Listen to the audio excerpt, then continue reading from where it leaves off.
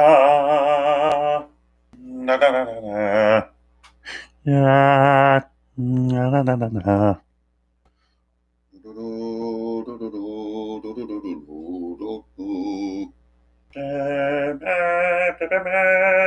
Ya da da ya da da ya da da ya da da da ya da da da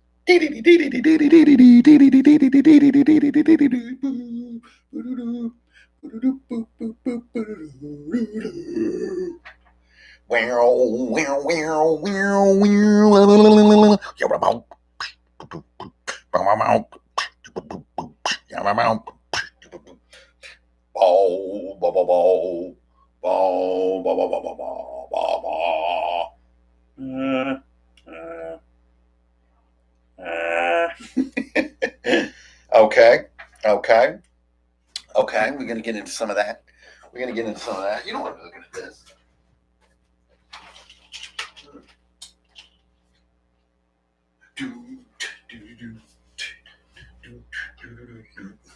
All right, that'll be just about enough of that. This show's about D&D, not just you and me. Now, it's a little bit hot today, and by a little bit hot, I mean global warming hot. Like, what the? It's so hot. Hey, everybody, what's going on? Hunter, thank you for the beer money. We're going to get into this stuff. I think we got sound, and I think we got picture. Somehow the computer continues to function despite the sweltering Mercurian temperatures here in the great city of Philly, PA. Greetings, programs. My name is Hank Infernal. Welcome back to Runehammer. This is Drunkards and Dragons in all its splendor right in here. We're talking about how to play D&D just a little bit more better than you used to. And by D&D, that's a blanket term that we use here at Runehammer for role-playing, role-play. Anyway, every week I come on this station right here to broadcast to the world live and direct, and we've been archiving everything. So everything that I've been doing stays on ye old internet. Back in the day, the live streams were so volatile and so crazy. Every once in a while, I have to delete them. Really, most of the time, have to delete them because just getting crazy in here. You know what I mean? So we've reeled it in a little bit. We've got a little more control of the subject matter. As you can see, there are things happening back here. There are all kinds of always projects being worked on here at Runehammer. We're not going to get into it tonight, but I have been working to take my paper crafting to the absolute next level. So that's going to be interesting. Look forward to some stuff in the future for that. Paper crafting at first can be quite frustrating, quite annoying. It's a volatile medium, and then you're getting into like things, but we're not going to talk about that right now. We're not going to talk about that. So the last couple weeks I've had off from my old school essentials group, which just completed session 16 this past Monday. But we are back on. Everyone's back from their summer travel or different job obligations that they had.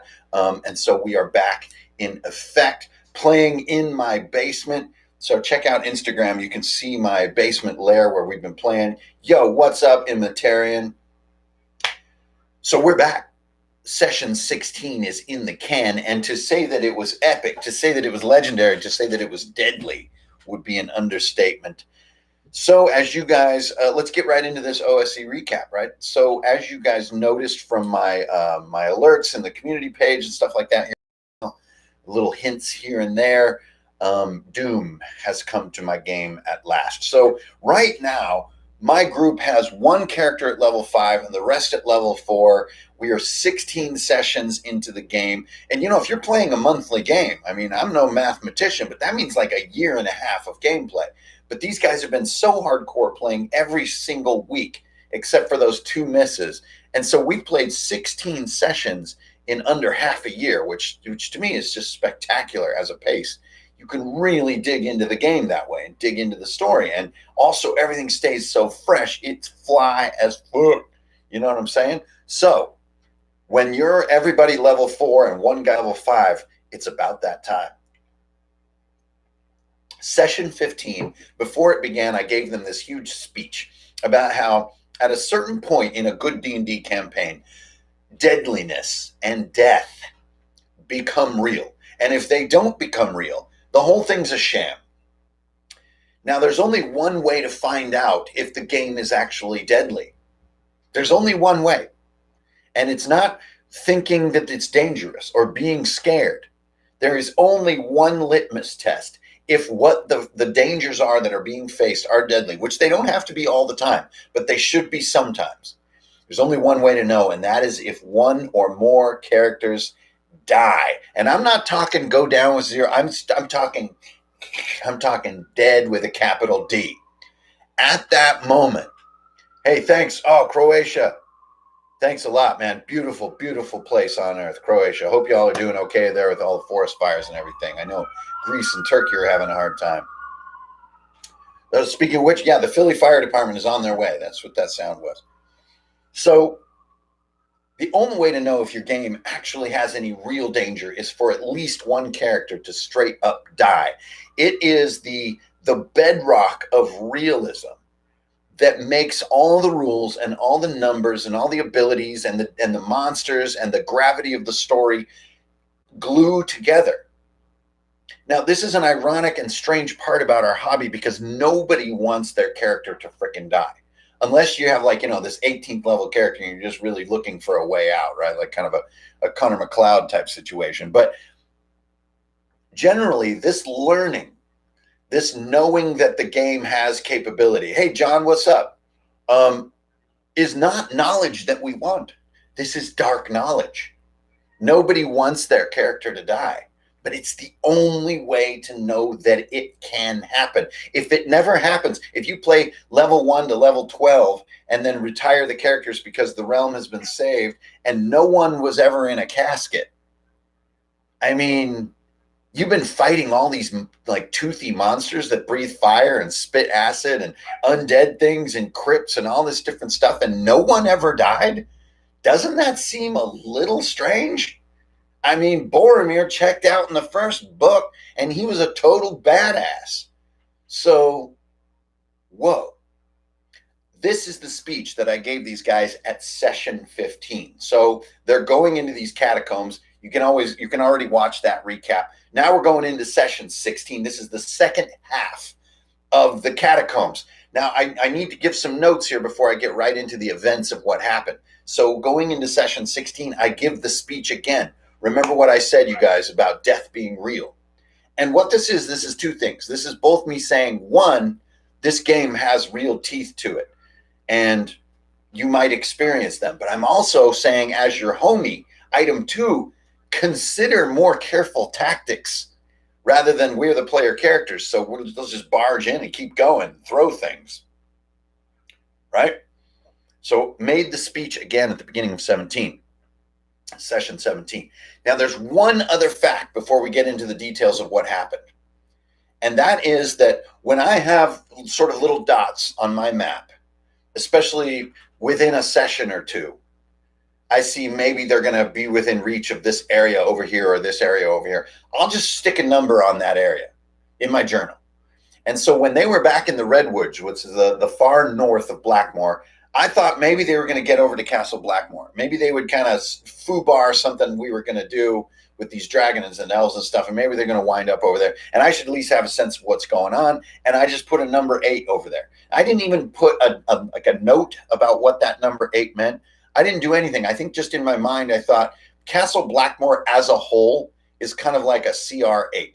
And if you guys have read 5e Hardcore Mode, my sort of real small book that I did the beginning of last year, it's about using challenge rating, which I think has been a bit of a sort of a silly stat in the past, as like a very, very focal tool for making simple stats for difficulty and stuff on monsters and everything. And so this 8 was just sitting there in my journal.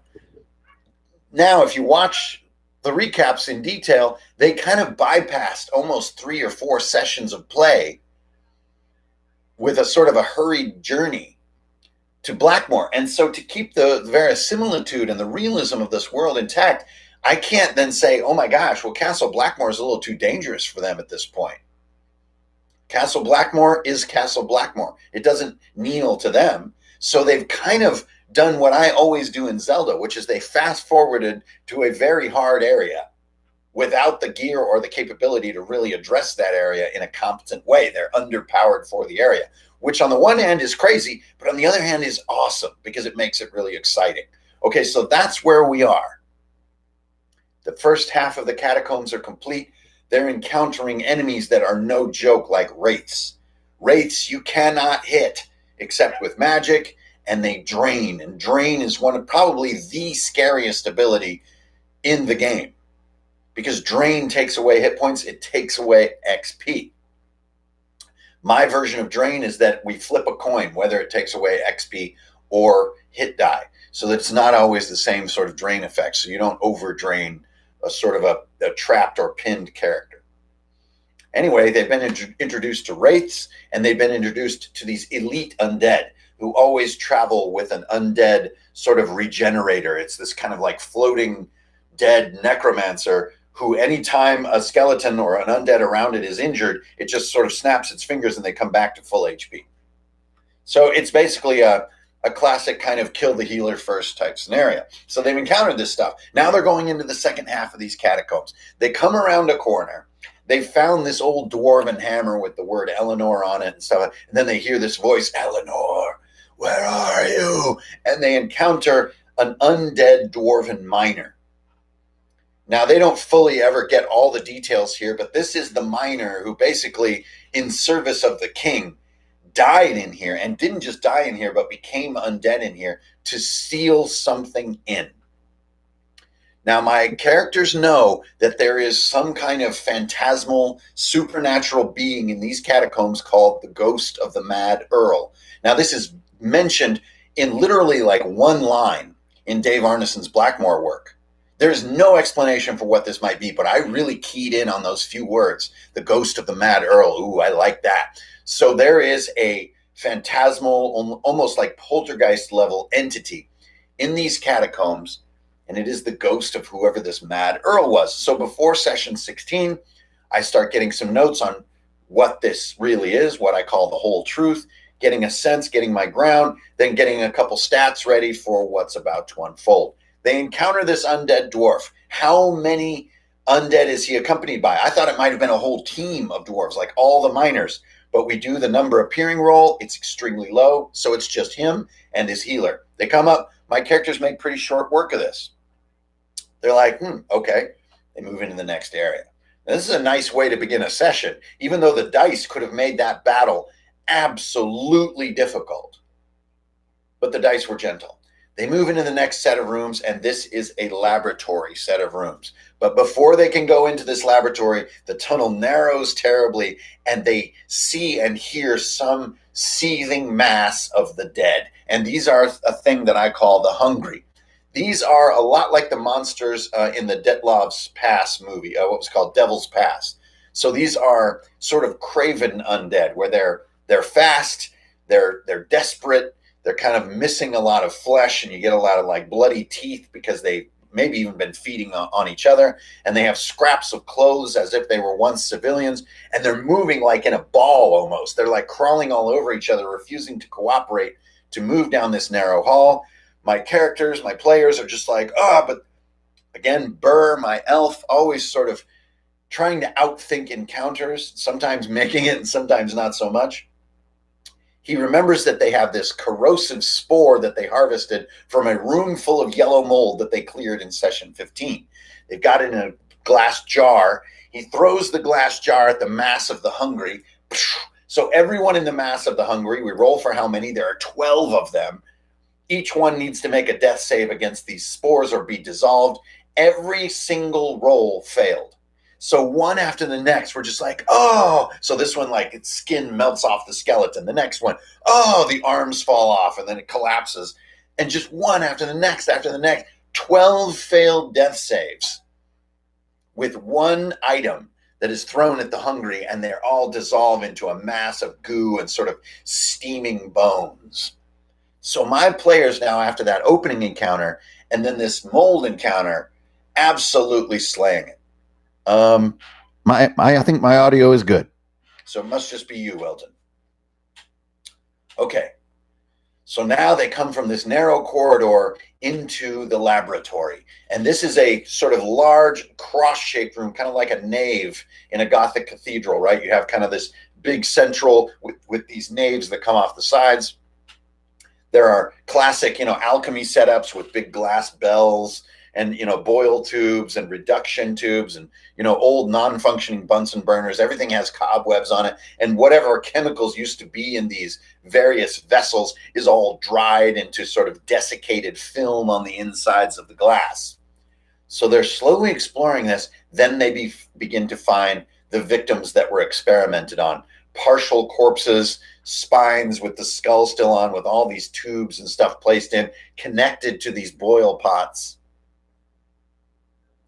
And they are realizing something bigger was going on here. It's not just like, oh yeah, they buried people down here and their ghosts are kind of mad.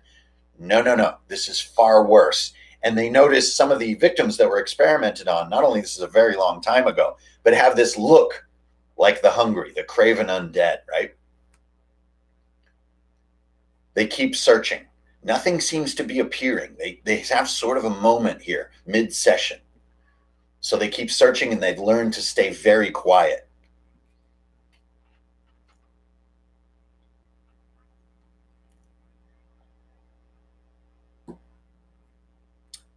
With a series of rolls, of course, they're finding tidbits. They find two things that really are note. The first is, of all these different things, there are 6 very small vials which are kept kind of apart from everything else. And they were at one point full with what looks like blood, but it is now dried into a film on the inside of the bottles. Either way, this is clearly kept in a far more protected, safe little cabinet area. So they harvest these bottles. They take them. The next thing they find is a sort of a laboratory journal, right? Every lab's got to have it. I've played Resident Evil. I know there's supposed to be a freaking book sitting in the creepy laboratory. They find it. The title is The Blackmoor Sleep Experiment. They don't have time to read it because, remember, they're trying to go release the king from this sort of mysterious torpor. He's locked in his chambers high above. So they agree to look at the book later. Keep moving. The next thing they find is a pair of reliquaries. One reliquary is an arm, the other is a jawbone. Both of them almost fleshless, and via a series of rolls and seeing some writing and stuff, they discern that this was about 170 to 180 years ago that all this was sort of put in place. They see a little bit of sort of, maybe out of the corner of their eye, one of them sees like a slight bit of movement in this arm relic. And they don't like it. They just don't like this. They don't want to be part of it. So again, they move ahead. As they do, finally, I get my chance. I'm in this larger room, which is kind of almost a conclusion room.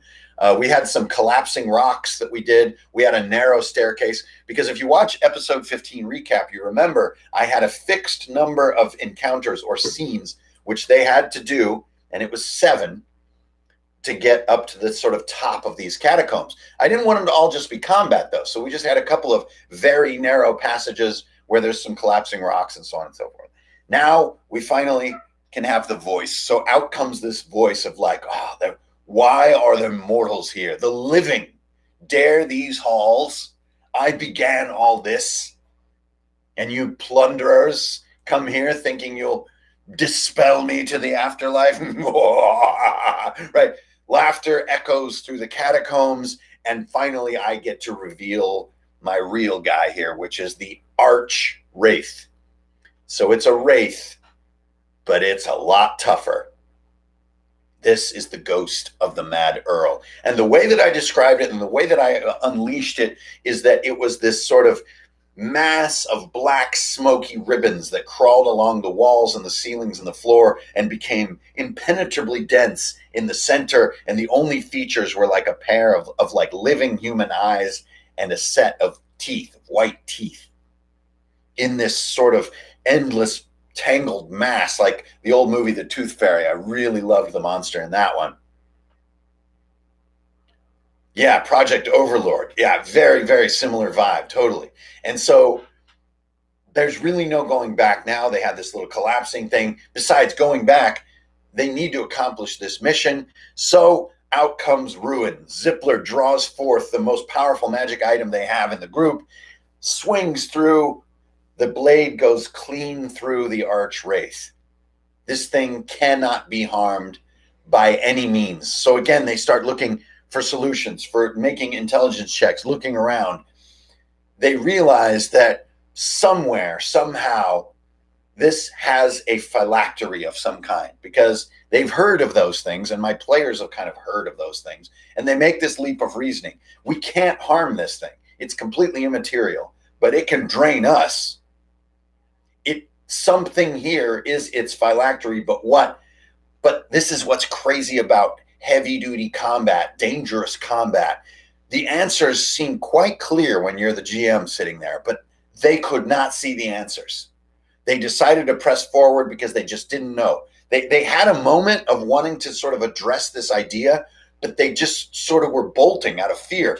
They managed to get around the thing, and it's behind them. So now it's just a mad dash through the remainder of these catacombs to this huge door that leads to the back of the king's chambers. Now it really becomes a matter of rounds. Anytime this thing catches up, it doesn't even roll. You save versus death against it. Not only do you take the effects of the save versus death, it also either drains you XP or hit dice. Every time. So they go through their first 3 heal pots, all they have, right in the opening. Now we really have a countdown. How many rounds are remaining to get through this massive door at the back of the king's chamber? And how many rounds can they possibly endure the punishing damage that this thing is dealing out while it cannot be harmed? The answer, in retrospect, I know, was about 3. But we didn't know that at the moment. We just knew that time was counting down. Our halfling blasts ahead, goes to this huge, baffling clockwork door, has a terribly narrow chance of being able to even understand it, much less pick it, drops the crit, opens the door first attempt. Looks like, oh my God, this is it. We're going to make it. We're going to get out of here. They see the king's chambers ahead.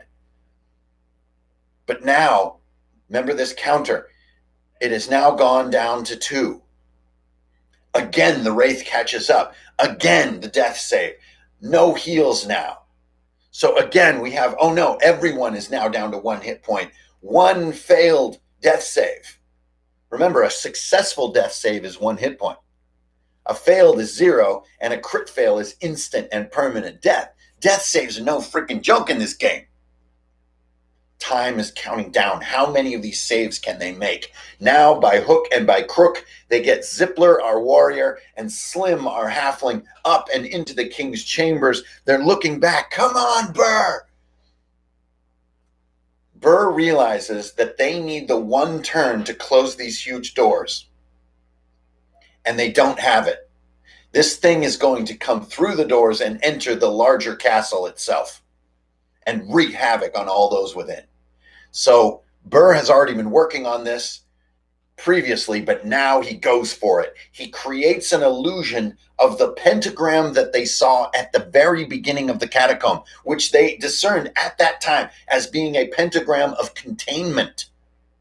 So he imitates it. He rolls the crit, so he perfectly imitates this pentagram in the midair, holds the damn Wraith.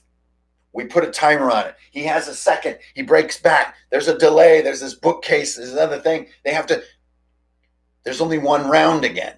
He goes, I have to push it up to 2 rounds, or we're just going to keep sort of doing this sort of, train car chase. You have to get ahead, not just stay like, right? You have to break away from the enemy. And he realizes at that moment, looking at how many rounds remain, looking at the amount of distance needing to be crossed, looking at how close the Wraith was, 1 round of delay with this pentagram illusion was not enough. It needed to be 2 rounds of delay. So he has to risk casting the illusion again, using a gem that he has. So this isn't just a conventional spell. Otherwise, he would have only had the one cast. The gem can cast it again, but at the risk of failing and losing even the one round they have. And that is what happens. He casts the illusion, but each time he does it, we do a competing intelligence check between the Wraith and the caster to see if the illusion is believed. I feel this is very fair.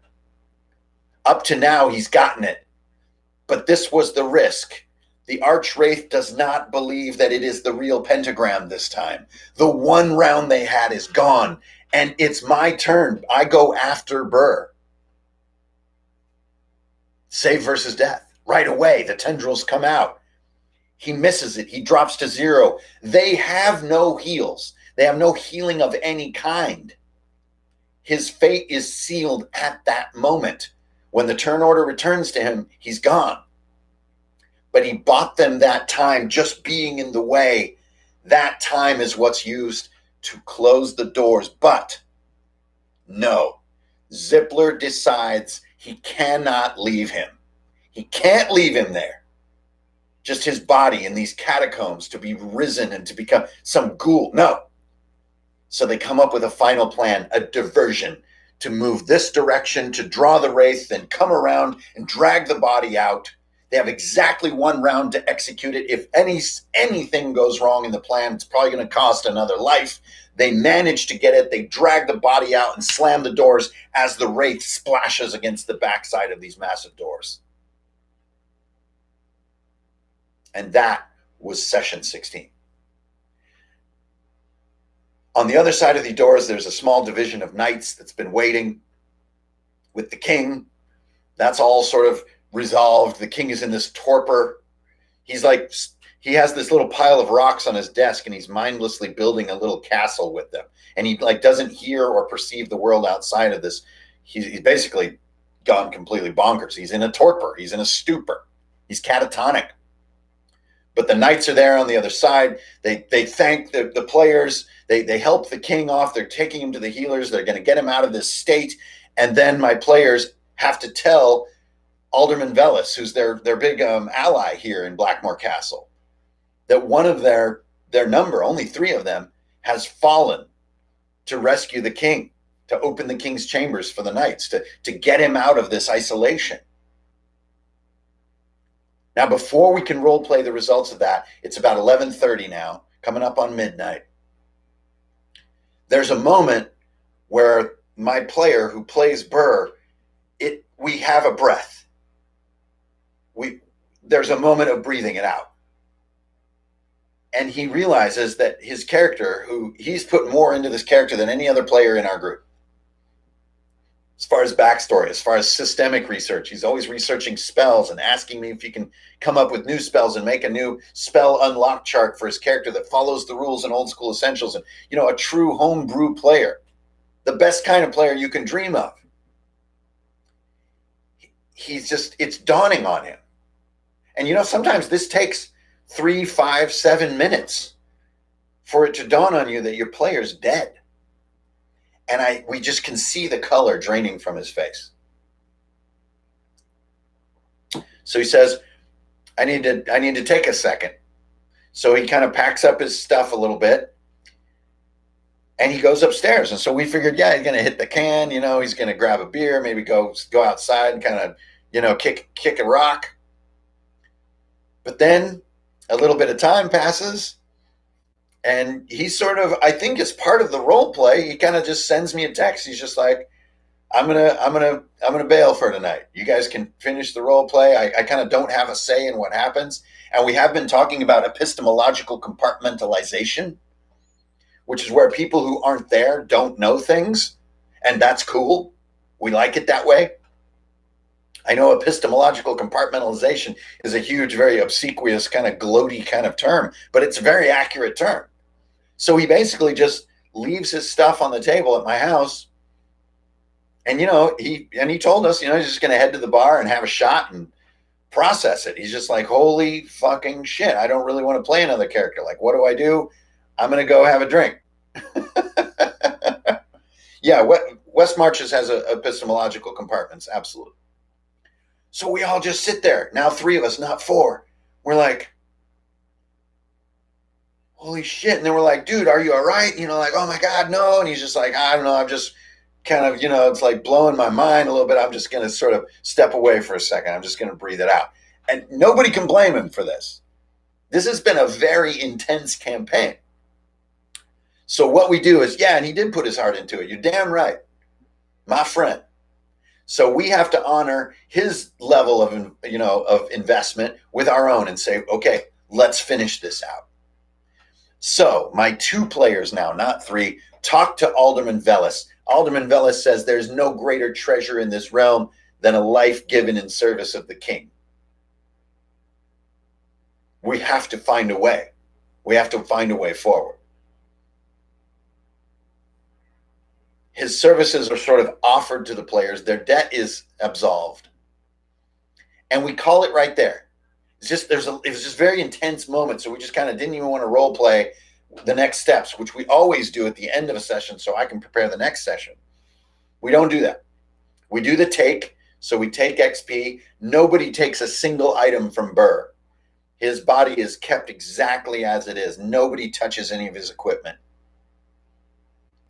We get the XP take, and we basically all sort of have a beer and sit there and just on the couch. I have 2 couches down in my D&D basement. We just kind of kick back like, oh my God, like the weight of this is like, I can feel it. So a couple days pass.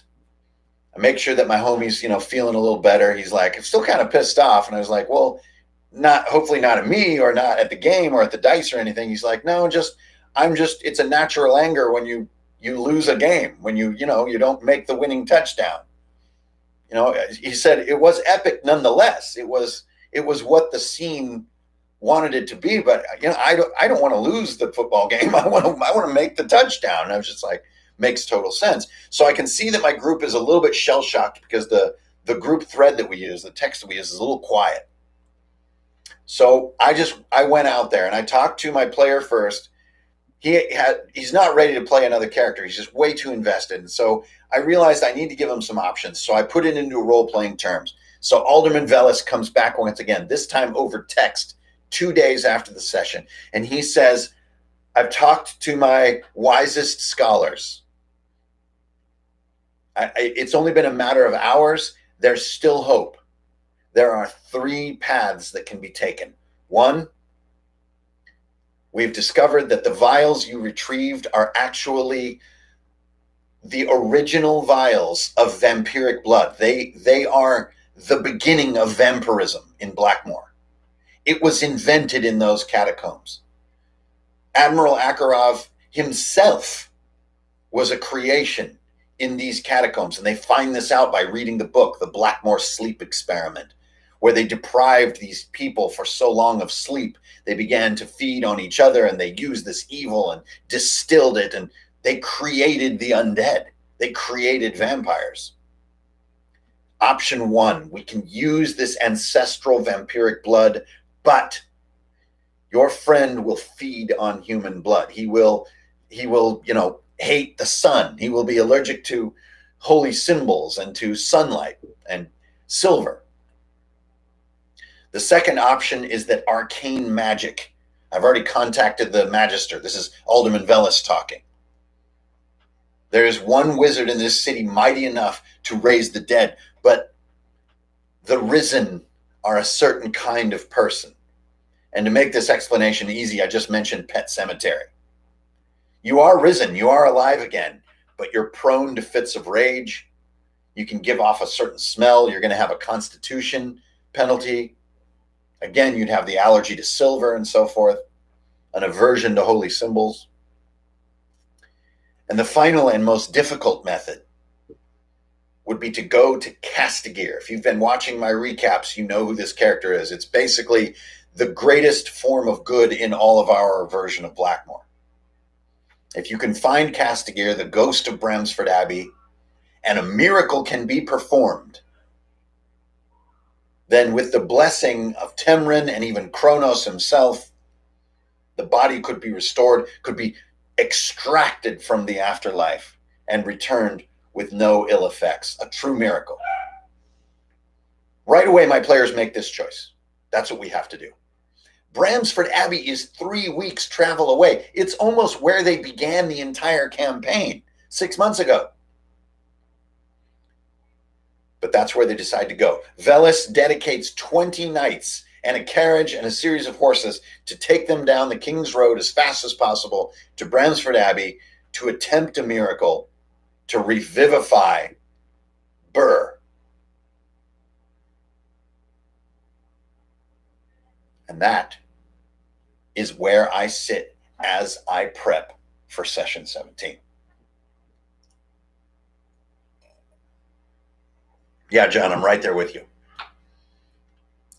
So with all that context, with all that gravity, all that drama, all that weight, I give myself about 3 days off and start thinking about how this can go down. And of course, talking with my significant other about how this might play out. You know, 2 heads are always better than one. You need a confidant.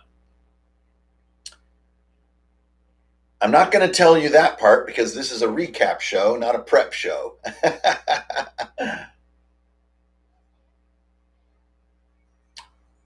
But as part of the preparation, I again texted my man. I'm going to go see him here right after the show tonight. I said, hey, where are you at? You all right? You know, are you eager to get back to the table on Monday night, or do you want to like skip some sessions? You know, what's up? He says, no, I absolutely want to get back to the table as soon as possible. But, you know, I am dead and I want the consequences to be real for that and stuff like that. And I'm like, okay, well, I just wanted to make sure that your enthusiasm was still intact. So I have that. Now I need to think a while. The next day, now this is coming to yesterday, I text him in private what happens as he enters the darkness of the afterlife. And he does.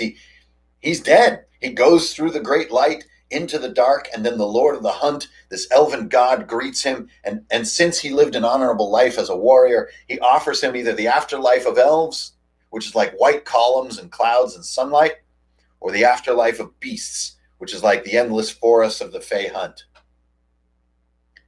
And my player is just like, wait, what? So somehow is there a path here for rebirth? And he tells the Lord of the Hunt, I'm not done on Earth. I can't abandon my companions. Like, we were on a great errand and just now making mighty allies. I can't do this now. And the Lord of the Hunt says, there's no undoing this. You're already dead. You're only choosing which afterlife you prefer. So he agonizes. He asks me a bunch of questions. He did normal things that you would do at the pearly gates. I give him all the answers. He chooses the afterlife of elves. He wants to see his father again. It's fucking awesome. So he goes and his spirit dissipates into Elysium. That's it. That is the end of that person. And we did this in text, in private though, not in our group thread. So it's amazing because now I really have them, so to speak, where I want them. Now I have a lot of fantastic dilemmas as well as gravity, which is really my favorite thing in a game. I have this powerful gravity to things, which is being amplified by each subsequent decision. So some critics might say, well, if you die in an OSR game, you should tear up your sheet and it's over and whatever. You know, you're not even missing out on a session, but you died. Well, I guess that's one style of play. But to me, anything that adds gravity and excitement and context and depth to the game is welcome, including death and including resurrection. Now, it should never be like a save point in Metroid where you just freaking rematerialize. That takes away all the teeth. Death needs to have teeth. But with him making that choice to dissipate sort of into heaven, not to choose his more base side, his more furious side, which would be to remain a wolf, he's almost handed me the entire reins of his character. And now I have to treat this with utmost care and thought as a form of respect to my player and to my group and to the game as a whole.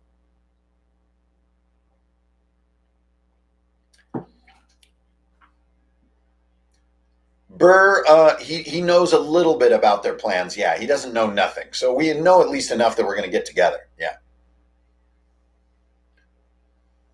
They're not on a goose chase, no. But I have two things. And remember, this isn't a prep show. But one, it has to be a terribly intense challenge. They risk all their lives to do this. And two, since he has sort of dissipated, if this is successful, I get to change his character irrevocably. And I'm going to do it in a way that will amplify the fun for my player because I know him well, because we're good friends. And so I can play with his psychology and the psychology of the group to build more context and to build more depth with this entire series of events. Not just to say, you're back alive, okay, let's continue getting XP. Oh, no. So his choice of going to the elven afterlife, to me, was a sort of a ticket for me to offer what may come next. Whereas to me, the afterlife of beasts kind of says, if I am resurrected, I'll be more wolf than man, right? It's a very sort of clear, sort of visceral choice. But instead, you go to the big H heaven, you're like no longer an assembled being. You join the great communion that is the end of everything. So now I get to play with these themes. And over the last few days, of course, pulling my preparation together and getting a sense for, I can never really get a sense for what's going to happen in quotes, but for the series of conditions and situations that I'm going to present. Now, exactly what they do and how they deal with them remains to be seen. So far, my players are very danger averse, and they will tend to flee or exit really bad situations. So this one is going to be probably their greatest test yet. There is no getting out of this. They either succeed and retrieve him or fail and he's dead forever, or they all die trying to bring him back. Which in itself would be legend. And I have to prepare them for that on Monday because it will be a possibility. And if we get a wipeout of a group in this group, the only explanation we would have left to keep going would be like the underworld, that they're in the underworld together, which is tenuous, borderline flimsy. I would probably make a call that they have to roll up a new group and come at it from a new angle. So this was session 16.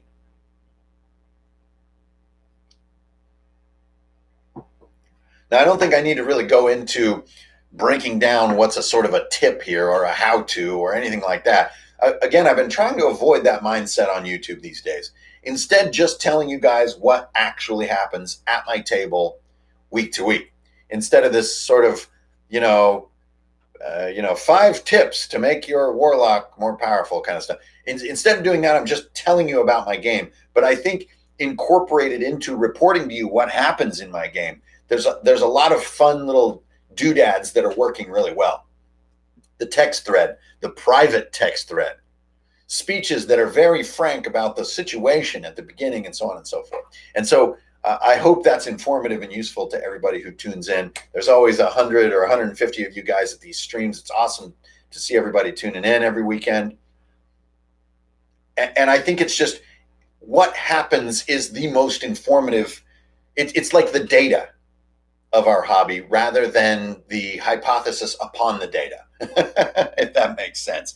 And so I already have about 1.5 pages of notes. I try to always cut it at 2 pages. So I need to cram some stuff in.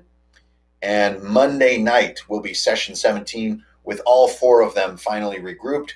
The beginning of the session, unfortunately, Burr's player is going to be a spectator.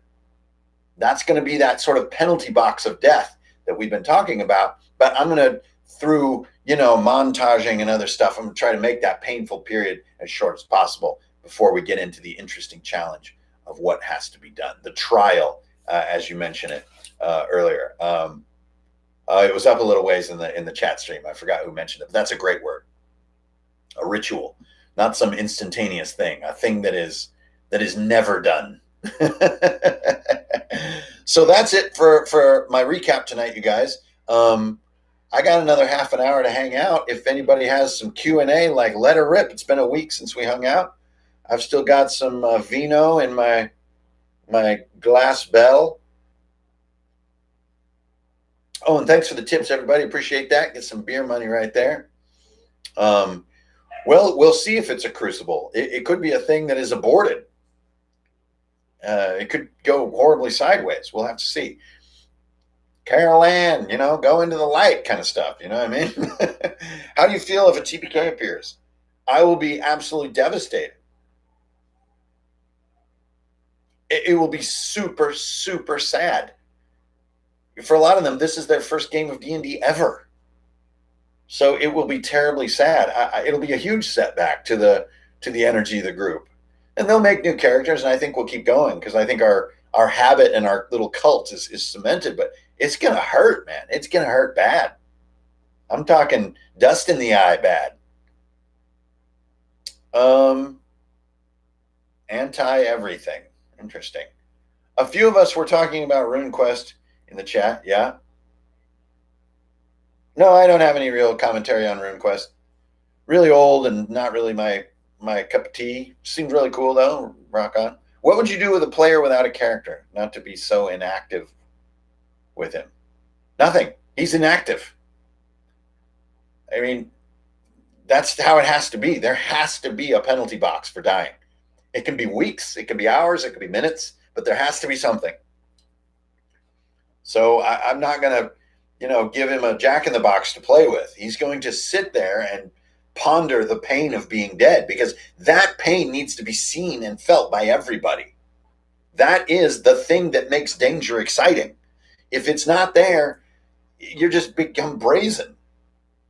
So, why do you have so many names? Are you the devil? I wouldn't consider myself the Lord of Darkness. It's just in my life, and especially on the internet, I've adopted the same methodology you use in role-playing games. I play characters. I've got Hankerin, I've got Ingrid, I've got Brandish. They're just characters that I sort of become. Oh, here's one from Jake. If everyone does die, everyone's interested in this, will you start another campaign? No, I would not. This campaign needs to be resolved. There's way too much in it. They would just have a different group of characters coming at it from a different angle who probably heard about the Dirty Jobs crew being killed at Bramsford Abbey. What are your thoughts on post-apoc fantasy? Nothing really. I guess you mean like sort of Shannara or something. Post-apoc in general is not my bag. It's sort of too many things about the modern world sort of live into the apocalyptic world, and I don't like that. I like a green world, an unexplored world, a natural world, not an after-destroyed skeletal world.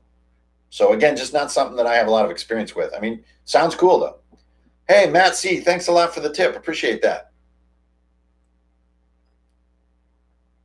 Do your players express frustration at the Arch Wraith for being conventionally unbeatable? Absolutely not. No.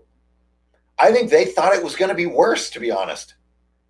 The ghost of the Mad Earl, I think in their minds, was a boogeyman.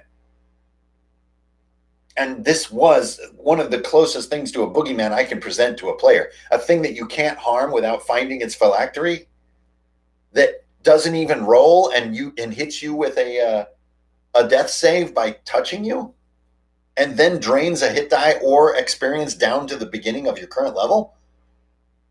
I mean, that's a boogeyman right there. So I don't think they were frustrated. No, the context had been appropriately built. It wasn't like I, sprung it on them from out from behind a curtain. There was a lot of build up to that moment. I guess my question sucked. Jeez. Guess I'll suck on rocks. What was your question? Gil Sofado. What's the front for a black market of demonic artifacts in a dwarf city? So dwarves selling demonic artifacts? What's the front for? Like the disguise? I guess it'd be like a whiskey No, it wouldn't be a little whiskey. It'd be like a voodoo dude, guy that sells like candles and like like singing bowls and scrying pools and like robes of meditation and all this kind of new agey stuff. But if you go into the back room, that's where his good stuff is, and it's like Annabelle is back there. Hey, Dave, doing good. What was the idea for the phylactery that was overlooked? Well, I'm wondering if everyone in the stream wants to guess. It was a detail that was presented, and it was part of the prep.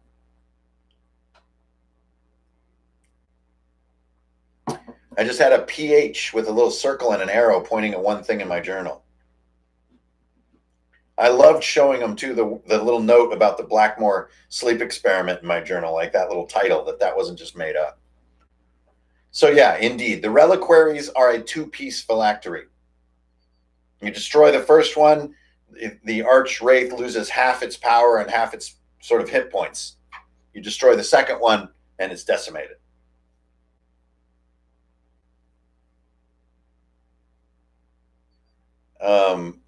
Please put question in front of your thing. Are you totally opposed to the characters Dane personally enjoy? I don't know what that means. Oh no, character just temporary playing piece. Absolutely not. No, I see my players terribly emotionally invested into their characters.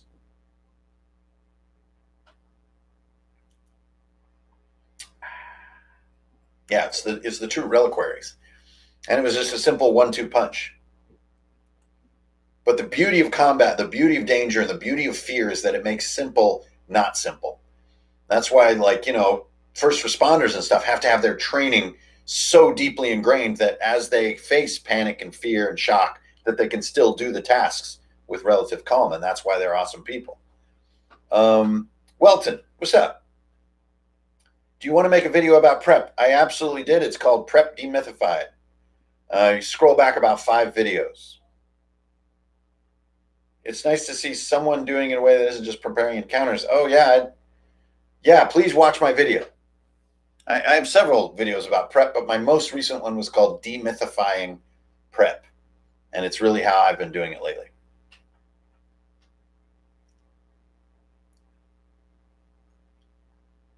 I don't know about a shoe-shine dwarf, dude. I don't know a dwarf who would lower themselves to shining boots, especially in a culture that tends to walk around in tunnels and stuff. I don't know. Lord of the Stinking River. Hey, welcome back. How can you top this game in their communal memory? No. Thinking that you're going to continually top things is a horrific doom for a GM. Do not do that to yourself. There is no topping. It's completely different both in the moment and in memory, the details, what really happened and what you remember of what actually was the coolest session. Don't do this to yourself. No, there is no raising any bar. There's just playing. There's friendship. I'm not trying to make the next movie better than the previous movie. No. Do not think that way. I can't think that way. It's just what happens next. The thing of like, oh, it's crazier. Oh my God, now it's crazier than crazier. Now it's crazier than crazy was back when it was crazier than the other crazy. And it's such a slippery slope of insanity. Just don't do that to yourself. My players have made it to the Goblin City. Okay. Oh, and Rapana Thug. Yeah. Can I get 3 NPC words off the dome that I can chuck in? Well, one thing I've been having fun with lately that you guys will see in an upcoming release is the idea that the goblins turn good and that they're rebels. So you've got some good goblins, and then you have the sort of old schoolers, the diehards, who still believe that goblins should be murderous saboteurs. And so they're having a Red Nails style conflict as the players encounter them, and there's some fun to be had there. Yeah, punching the sun is a good way to put it. Yeah, like in the next session, we will be punching the sun. Right in its Sonny McSunnerfin face. Oh, good old Boot Myron, man. That's a dusty chestnut. I can't grant you the boon of knowledge without a specific question, High Priest. But I can tell you that coming months will be very, very exciting. It's already mental. Yeah, exactly. Yeah, if anything, I would do the opposite. If you're talking about topping yourself, people think you're going to zag. I say zig. Go under the limbo stick, not jump it. So if you're having high fantasy woes, you go down. You go into the caves. You lose the gear. The rust monsters come out. The simple stuff comes out. Ropers. You know what I mean? Giant cockroaches. Simple stuff. Players are stripped down to their most basic form again. That's what I'm talking about. Yeah, hey, Map, what's up? Not necessarily impromptu. I just moved it from last night because life intervened last night. Had a birthday. Then I kind of forgot about it. We had to go do the birthday. Birthday come first day. Yeah, ropers are great. Okay, so I think that is it for tonight. A bit of a compact stream, but a lot of emotion and heaviness. And I'm not really going to turn it into, what to do with death. Kind of how to. I've done that video, for one. It's called Death TPK No. So that's, I think, the one where I eat the Melba toast at the beginning. Anyway, go back to that video. It's one of my most popular videos. And I think it's a solid view on sort of how I like to think about death and TPKs and stuff like that. But this is just something that just happened to us, the first death in this campaign. So it's exciting to report it to you guys. And it's a bit of a nail biter. You don't want anybody to really take it personal and really be hurt, because when you're really invested, that can happen. Kuchigari, hey, what's up? When you're creating a dungeon with your hack method, you draw the index card on the fly. Yeah, absolutely. Always. Letting players see you draw the index card, I think, is part of what makes it so magical. You're not just pulling out a video game level.